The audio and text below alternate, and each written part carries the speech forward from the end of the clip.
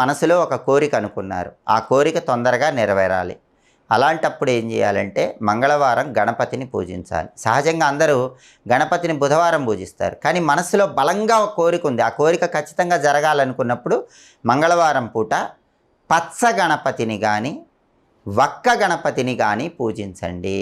హరిద్రా గణపతినైనా పూజించవచ్చు.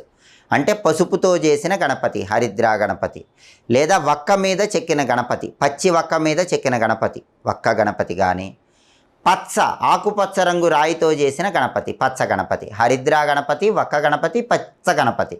ఈ మూడిట్లో ఏదైనా సరే తీసుకొని మంగళవారం పూజ గదిలో పెట్టి ఆ గణపతికి గంధం బొట్లు పెట్టి ఆ తర్వాత జిల్లేడు ఆకులు తెచ్చుకోండి, జిల్లేడు పూలు తెచ్చుకోండి.